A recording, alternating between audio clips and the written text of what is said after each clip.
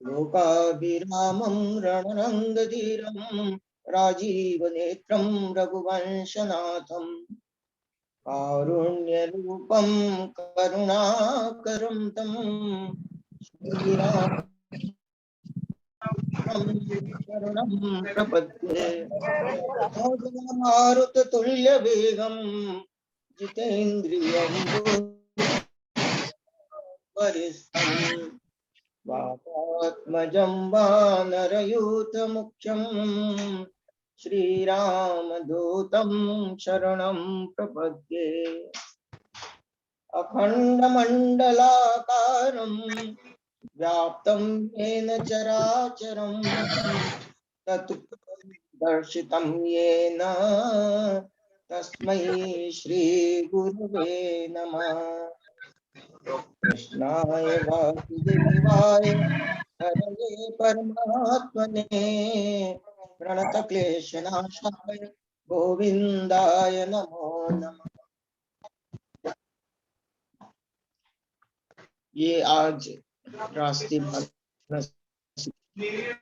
इस कार्यक्रम में आप सभी जो मनस के विद्वान हैं, विद्यार्थी कहते हैं अपने आप को, आप सभी को, सभी श्रोताओं को मैं हृदय से प्रणाम करती हूँ। मैं इंदौर से डॉक्टर पुष्पारानी गर्ग आपके सामने आज मानस के मोह, विशेषकर नारद मोह प्रसंग पर अपने कुछ विचार रखेंगे। मोह एक ऐसा शब्द है, जीवन में हर व्यक्ति के होता है।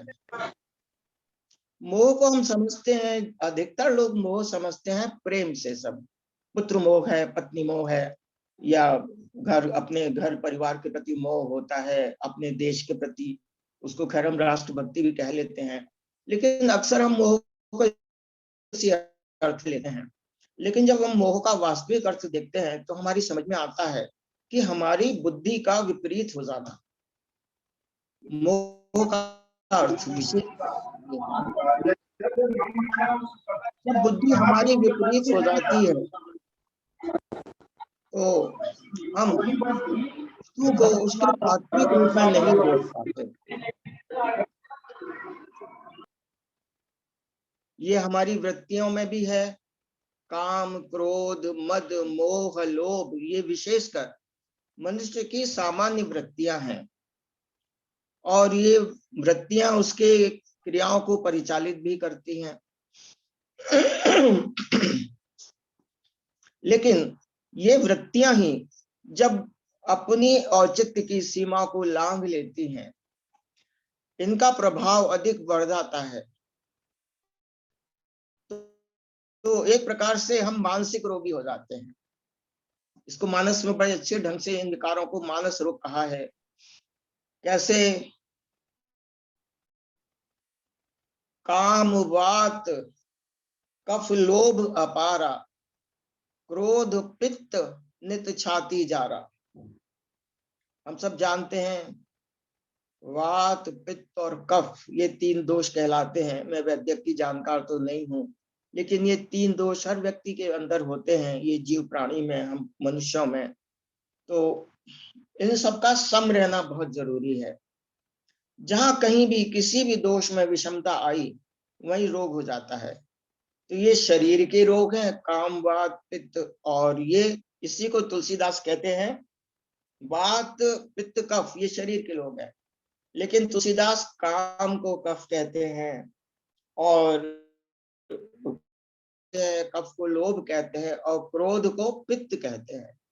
तो ये हमारे जब शरीर में बढ़ जाते हैं तो हमारा मानसिक संतुलन, हमारी वैचारिकता, हमारी सोच प्रभावित होने लगती है।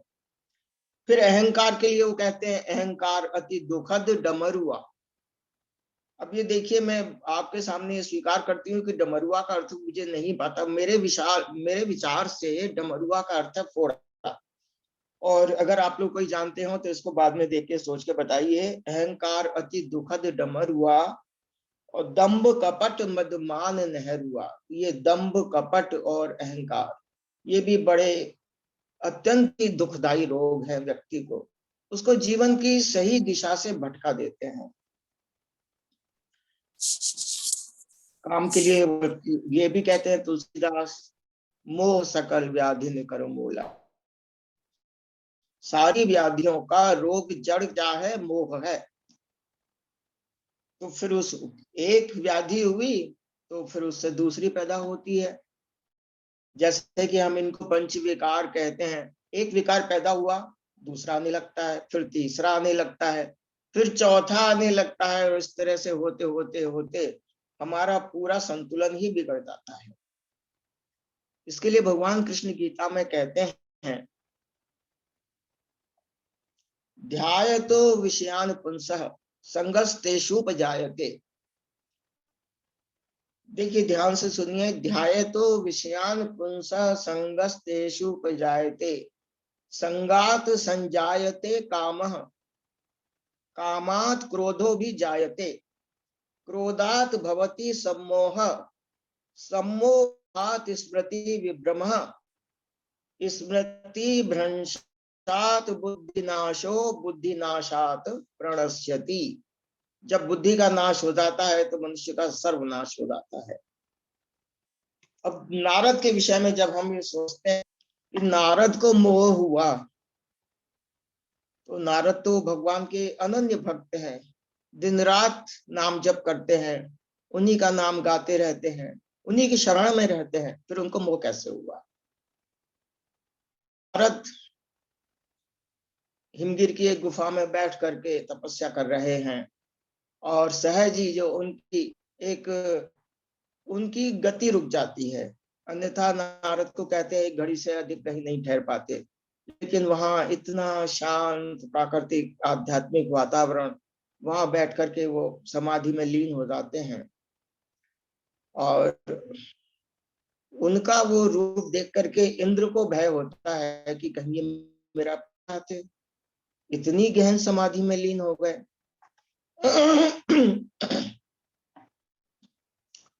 अब यहाँ इंद्र के बारे में पहले थोड़ा विचार कर लें कि इंद्र क्या है।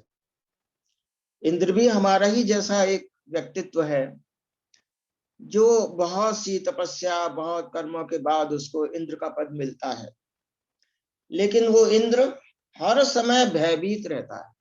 कैसे भयभीत रहता है? कि कोई मेरा पद न ले ले। उसको कोई बड़ी तपस्या करने वाला दिखता है तो फौरन कामदेव को भेजता है कि इसका तप भंग कर दो। हर समय भयभीत रहता है कि ये कहीं मेरा पद छीनने के लिए तो नहीं कर रहे इंद्र का पद। लेकिन कौन इंद्र का पद चाहेगा?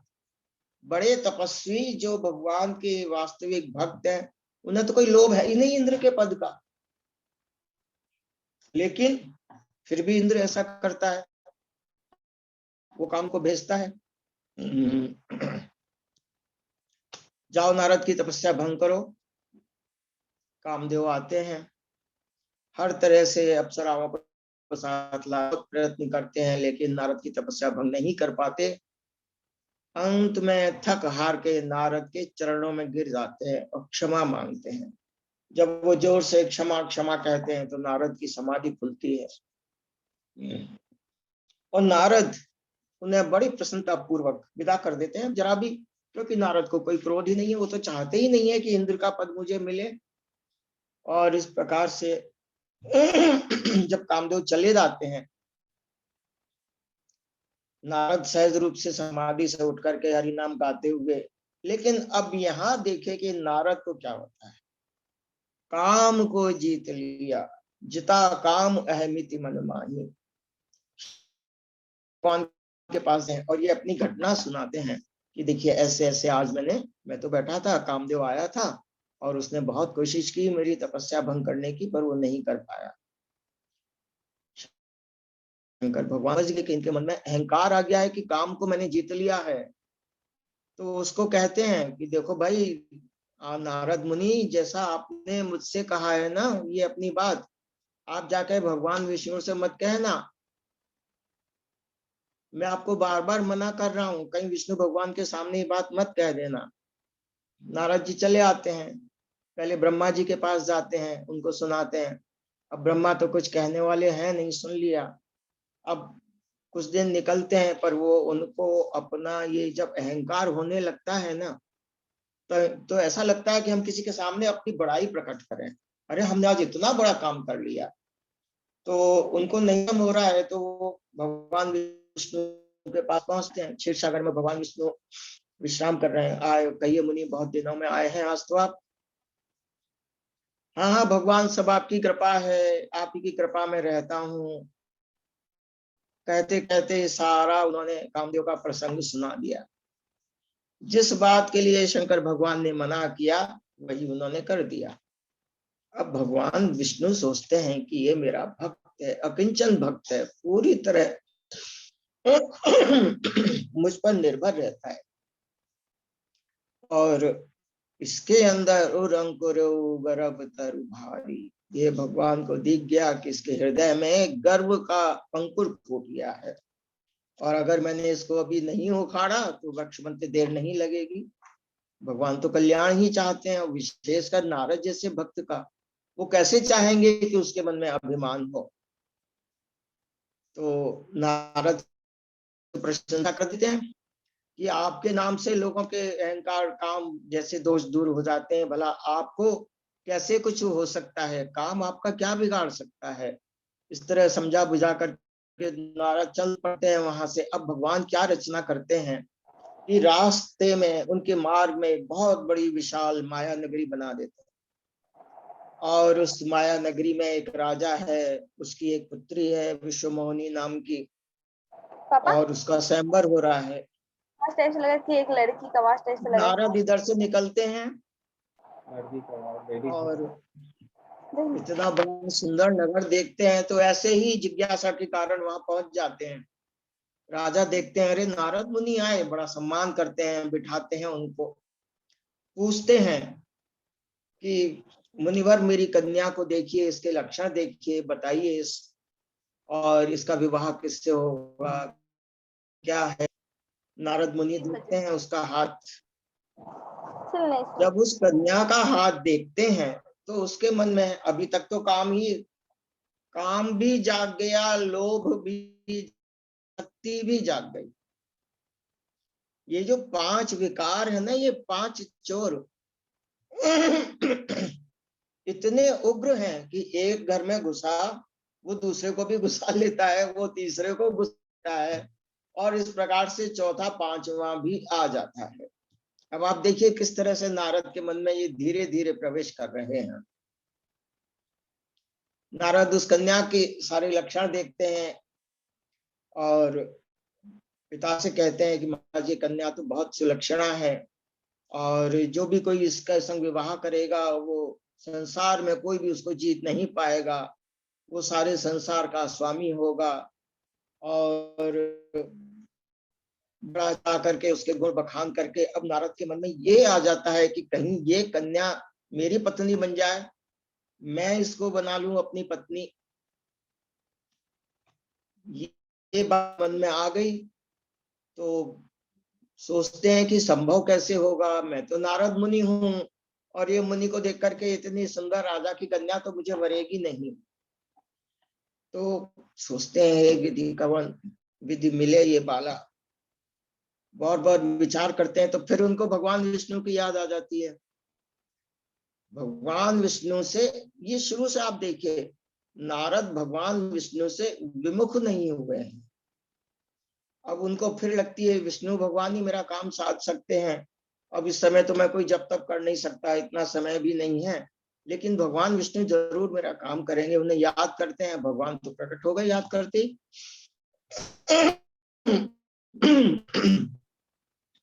बोलिए नारद मुनि, आपको क्या चाहिए, क्यों याद किया मुझे। तो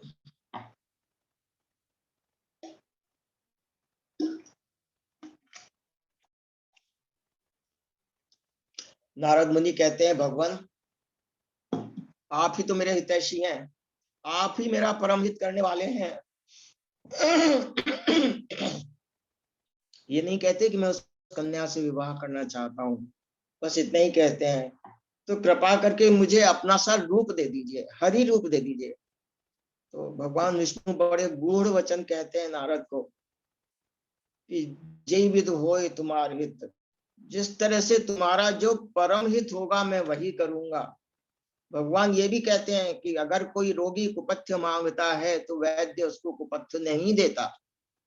लेकिन नारद के इस समय, क्योंकि अब उनके लोभ का, काम का जो पर्दा आंखों पे चढ़ा है, तो अब उनके कान भी काम नहीं कर रहे, उनको समझ में नहीं आ रहा कि भगवान ऐसी क्या गहरी बात कह रहे हैं, और भगवान चले जाते हैं। अब इधर नारद का मुख देखिए, हरि का एक अर्थ वानर भी है, तो नारद का मुख वानर जैसा हो जाता है, और हो जाकर के स्वयंवर में राजाओं के बीच में एक साइड में ऐसे बैठते हैं कि मैं अकेला ही दिखूं और कन्या मुझे ही वर लेगी।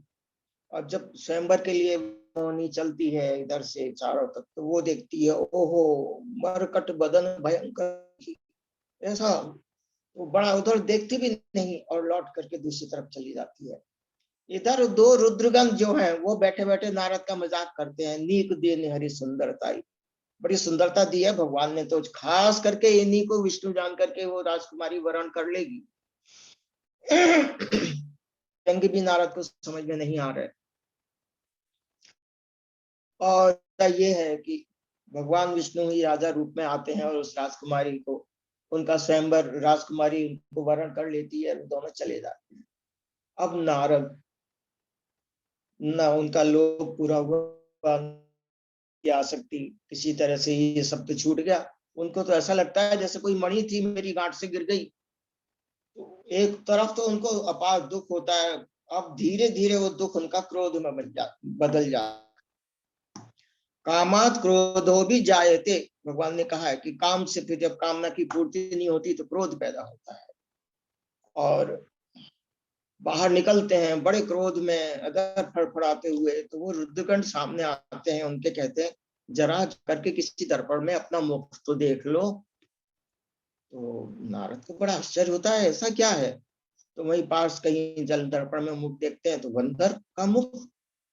अच्छा, बोले मैंने विष्णु भगवान से रूप मांगा था और उन्होंने मेरा मुंह वानर का कर दिया। उनके क्रोध की कोई सीमा नहीं रहती। क्रोधात भवती सम्मोह, अब बुद्धि भ्रमित हो गई है, इतने मोहित हो गए हैं और वो क्रोध में भर गए हैं, तो सोचते हैं कि अब तो मैं भगवान विष्णु की ऐसी खबर लूंगा कि बस। फिर आगे बढ़ते हैं तो देखते हैं भगवान विष्णु चले आ रहे हैं, एक तरफ लक्ष्मी है, एक तरफ वही विश्वमोहिनी राजकुमारी है, तो और भी ज्यादा क्रोध में भर जाते हैं। अब आप देखिए, क्रोध में अग्नि में जरा सी आहुति पड़े तो और बढ़ती है, फिर आहुति पड़े तो और बढ़ती है। ये विकार ऐसे ही हैं, वासनाएं ऐसी ही हैं कि जरा सा घी पड़ेगा और बढ़ती जाएंगी। उसको तो बुझाना ही पड़ेगा, जल रूपी शीतलता से इस अग्नि को बुझाना पड़ेगा, लेकिन क्रोध की अग्नि भड़क रही है। तो भगवान कहते हैं मुन्नी आप इतने व्याकुल होकर के कहाँ जा रहे हैं। तो नारद ने जब एक बार देखा है बरकट का मुंह है, दोबारा फिर देखा तो सामान्य चेहरा था उनका, लेकिन ये किया धरा तो हरि का ही है। खूब गिन गिन के उनको अच्छे आते हैं, बल्कि हम उनको आज की भाषा में ये कह सकते हैं कि गालियां सुनाते हैं। मतलब नारद इतने स्तर पर आ गए कि खूब कटुक्तियां भगवान विष्णु को सुनाते हैं। आप अकेले हो, स्वतंत्र हो, आपके सिर पर कोई नहीं है, आप जो चाहे सो कर लेते हो, कौन आपको टोकेगा। और आपने तो शंकर भगवान को तो बावला बना करके विष पिला दिया और खुद लेकर के लक्ष्मी और कौस्तुभ मणि को बैठ गए। इसी बात है मेरे संग जो किया है, अब भगवान चुपचाप सुन रहे हैं। अगर आजकल के समय के कोई दो मित्र आपस में हो तो उसी टाइम मित्रता छूट जाए और सिर फोड़ने को उतारू हो जाए। मतलब नारद ने क्या कह दिए विष्णु भगवान, लेकिन वो शांत होकर सुन रहे हैं। और जब अपनी माया का पर्दा जब हटाते हैं नारद के सामने से, उनका तब वो देखते हैं नारद, अरे न वो राजकुमारी है न वो नगरी है, और विष्णु भगवान है, मैं अपने सहज रूप में आ गया हूं। तब उनको बोध होता है कि अरे ये क्या हो रहा है। मैं कहाँ खो गया था, ये मेरे साथ हुआ क्या। तो भगवान के पैरों में पड़ के, हे प्रभु, मैंने आपको कितने कटु वचन कहे हैं, अब मैं क्या करूं, मेरा क्या होगा। मैंने तो आपको शाप तक दे दिया कि आप, जैसे आपने मुझे नारी के विषय में दुख दिया है, नारी का विरह मुझे भोग कराया है, ऐसे नारी के विरह में आप भी दुख पाओगे। मैंने आपको ये शाप तक दे दिया। मैंने तो ये तक कह दिया कि आपने मेरी आकृति बंदर सी बना दी, तो बंदर ही आपकी सहायता करेंगे। हे प्रभु, हे भगवान, मैं आपकी शरण में हूँ, रक्षा करिए मेरी। अब मैं कैसे इस पाप से छूटूंगा। तो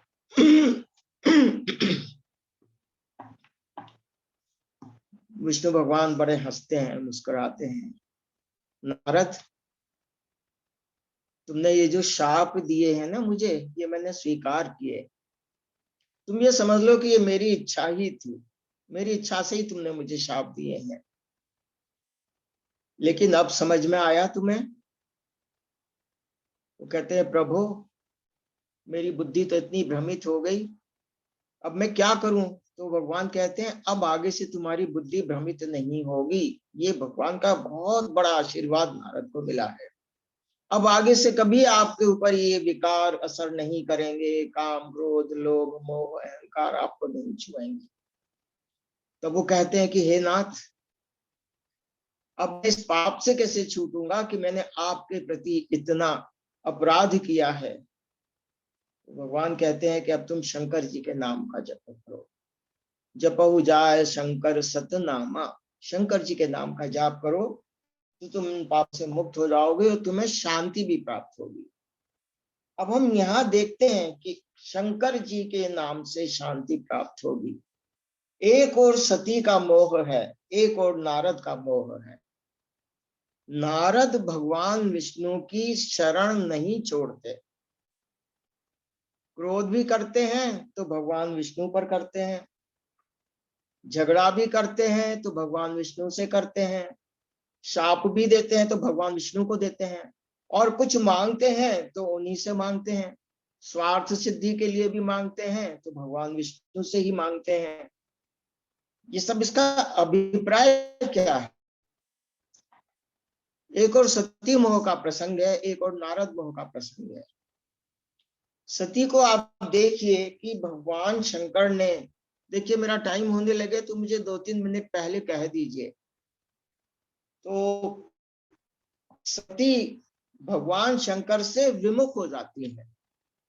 भगवान शंकर उन्हें समझाते हैं, ये देखो, ये राम मेरे वही इष्ट देव हैं जिनको मैं नित्य प्रणाम करता हूँ, और इन्हीं राम की कथा अगस्त ऋषि ने हमें सुनाई है।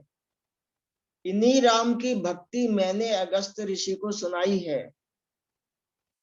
लेकिन सती को विश्वास नहीं होता। फिर भी जो विश्वास रूप है शंकर भगवान, उसी से विलग हो जाती है। नारद अपना भक्ति तत्व तो नहीं छोड़ते हैं। थोड़ी देर के लिए आंखों पर पर्दा पड़ा है, फिर भगवान की और क्षमा भी मांगते हैं। लेकिन यहाँ सती के साथ ऐसा नहीं है। वो अपने मोह में, अपने अहंकार में, सती को अपने ज्ञान का, अपनी दक्षता का, दक्ष पुत्री होने का अभिमान है। नारद को तो एक छोटा सा अभिमान था कि भाई मैंने आज काम को जीत लिया। तो सती भगवान शंकर से विमुख हो जाती हैं। इसलिए न उनको ज्ञान प्राप्त होता है, न उनको राम प्राप्त होते हैं, और यहाँ शंकर जी भी उनके हाथ निकल जाते हैं। शंकर जी ने उनका त्याग कर दिया पति रूप में, अब उनको पत्नी रूप में ग्रहण नहीं करेंगे।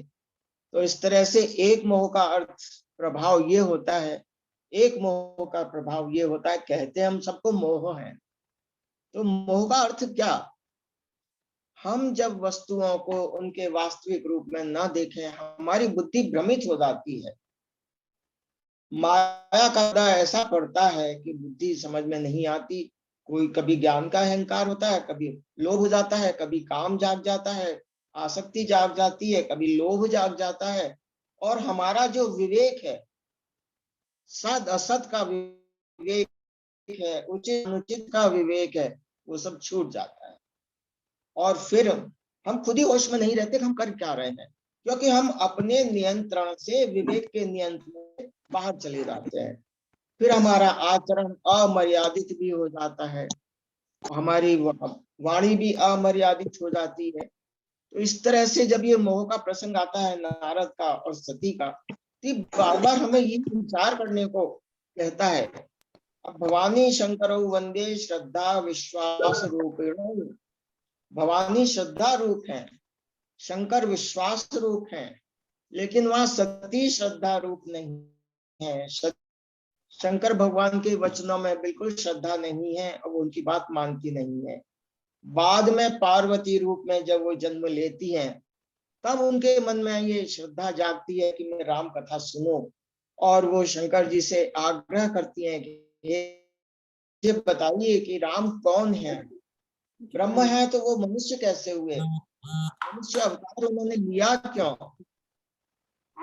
ये सारे प्रश्न जब सती करती हैं तो शंकर भगवान उनको कथा सुनाना शुरू करते हैं, बताते हैं कि अगुण नहीं नहीं कछु भेदा, उभय हरहि भव संग खेदा। तो इस तरह से अगुण जो है वही सगुण हो जाता है। बिनु पद चले सुनई बिनु काना, कर बिन कर्म करे विधि नाना, बिन वाणी वक्ता बड़ जोगी, आनंद रहित सकल रस भोगी। ये जो ऐसा निर्गुण ब्रह्म है वही सगुण रूप में आता है, पार्वती को ऐसा समझाते हैं। देखिए शंकर भगवान भी अपनी कथा नारद मोह प्रसंग से कर रहे हैं, और महर्षि याज्ञवल्क्य भी सती के मोह से कथा प्रारंभ कर रहे हैं। इसका तात्पर्य क्या है? इसका तात्पर्य यह है कि सामने पहले अहंकार दिखाते हैं। आवाज नहीं आ रही है? आवाज नहीं आ रही क्या? डंडी ले दूं? आ रही है आ रही है। अब अच्छा, 8 ठीक है। मिनट अरे ये बाकी मम्मी है। तो इस प्रकार से जैसे कहते हैं ना कि हम जब रात के बाद दिन देखते हैं तो हमें दिन के ज्ञान की जो आभास है, हम जो दिन को समझते हैं, रात के बाद जब दिन देखते हैं तो हमें अच्छे से समझ में आता है। अगर हमेशा दिन ही दिन हो तो हमें दिन का कोई प्रभाव समझ में नहीं, तो उसका तमस पक्ष जो है, उसका काला पक्ष है, रात्रि का जो अंधकार है वो दिखाते हैं। तब हम जानते हैं कि फिर वो कहते हैं राम सच्चिदानंद दिनेशा, नहीं तो मोह निशा लवलेशा, कि जहाँ मोह की रात्रि का लव निमेश है, ऐसे राम सच्चिदानंद दिनेश है। तो उनका परिचय कराने के लिए महर्षि याज्ञवल्क्य अपनी कथा कहते हैं तो पहले सती मोह का प्रसंग रखते हैं, भगवान शंकर कथा कहते हैं तो नारद मोह का प्रसंग रखते हैं। सती के मन में, पार्वती के मन में ये आता है कि इस तरह से हो सकता है कि शंकर भगवान मुझे ये संकेत दे रहे हैं कि तुम पहले ये पक्ष देखो, तब तुम्हें समझ में आएगा कि ज्ञान क्या है। अज्ञान मोह का पर्दा जब हटेगा तब तुम ज्ञान अच्छे से समझ में आएगा। और फिर सती बड़े ध्यान से कथा सुनती हैं, सॉरी पार्वती बड़े ध्यान से कथा सुनती हैं, क्योंकि अब सती तो देह रही नहीं। वैसे कहो तो सती का जी, अस्तित्व अब ही नहीं आपके रहा, 5 मिनट पार्वती बाकी उभरी है। हैं मम्मी जी। और इस प्रकार से वो कथा को सुनती हैं बड़े ध्यान से, बड़ी श्रद्धा से, बड़ी भक्ति से। अब उनके हृदय में श्रद्धा भक्ति ये दोनों भाव जागृत हो गए हैं, और यही इसी से भक्ति, इसी से विश्वास पैदा होता है। शंकर भगवान के प्रति भी विश्वास पैदा हो गया और राम के प्रति भी विश्वास पैदा हो गया, श्रद्धा पैदा हो गई। तो इन दोनों तत्वों को ग्रहण करने में पार्वती को अब कोई कठिनाई नहीं है। ये जो कथा है दोनों मोह की, इससे एक बात बड़ी मुझे लगता है कि हम लोगों को ये सीखना चाहिए कि हम जो हमारे भगवान हैं, हम अच्छे में भी उनकी शरण में रहें, कष्ट में भी उनकी शरण में रहें। और अगर झगड़ा करना है तो उन्हीं से झगड़ा करें, क्रोध करना है तो उन्हीं से क्रोध करें, कुछ उल्टा सीधा बुरा भी बोलने की मन में आ रही है तो उन्हीं को बोले, क्योंकि वो कभी नाराज नहीं है थे। राम सदा बिनु हेतु स्नेही हैं, वो अकारण ही जीवों को प्रेम करते हैं।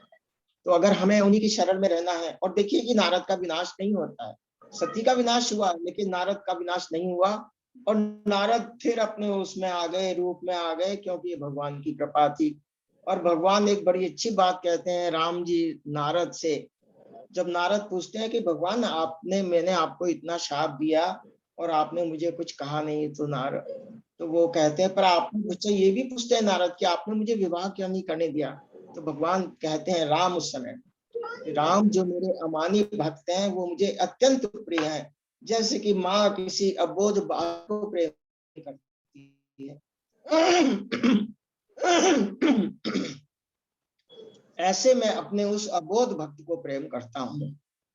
तो जैसे कि कोई छोटा बालक अग्नि की ओर जा रहा है तो माँ हट दौड़ करके उस बालक को अग्नि पकड़ने से बचा लेती है। मैं अपने बच्चों की ऐसे ही रक्षा हूँ। सुनो नारद, जिमी बालक राखई महतारी, करम सदा तिनकी रखवारी। ऐसे भक्तों की मैं ऐसे ही रक्षा करता हूँ। और नारद, जैसे कि किसी बच्चे के फोड़ा हो जाए और माँ उस बच्चे को चिरवाती है, उस समय माँ बड़ी कठोर हो जाती है। बच्चे को लगता है कि माँ को मुझ पर दया नहीं आ रही है, मुझे इतना दर्द है, वो रोता है, चिल्लाता है। लेकिन व्याधि नाश हित जननी गनई सो शिशुपीर, व्याधि मिटाने के लिए माँ उस समय इतनी कठोर हो जाती है। तो नारद, मैं सदा ही अपने भक्तों पर इतना प्रेम करता हूँ तो समझो जैसे माँ कठोर होती है, ऐसे ही मैं कठोर हो जाता हूँ। लेकिन उस कठोरता में भी मेरी कृपा ही होती है। तो ये हम लोग जाने, हम देखें कि कहीं कुछ कष्ट है, कोई दुख है, कोई कठोरता है, तो उसमें भी ईश्वर की हमारे ऊपर कोई विशेष कृपा है। और हम उस कृपा का अनुभव करें, आनंद लें, भगवान के शरणागत रहें, हमेशा उनके स्मरण में, दुख में, सुख में। ये हम इन सब कथाओं से ये हमें सीखने को मिलता है।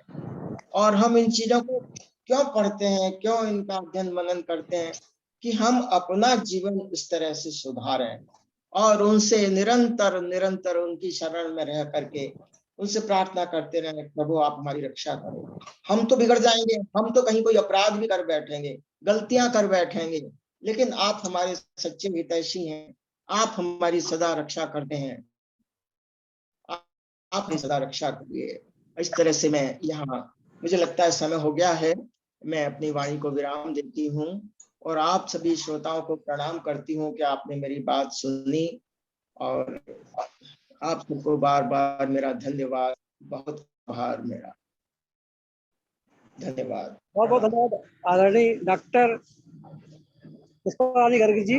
आज आपने हमारे राष्ट्रीय मानव शिक्षा कार्यक्रम में बहुत ही साग्रहित मोह मोह क्या होता है, मोह से हमें कैसे बचना चाहिए। बड़े बड़े संत मुनि महात्मा जो है मोह के वशीभूत हो जाते हैं और यहाँ तक इतने क्रोधित हो जाते हैं कि स्वयं परमपिता परमेश्वर को श्राप दे बैठते हैं।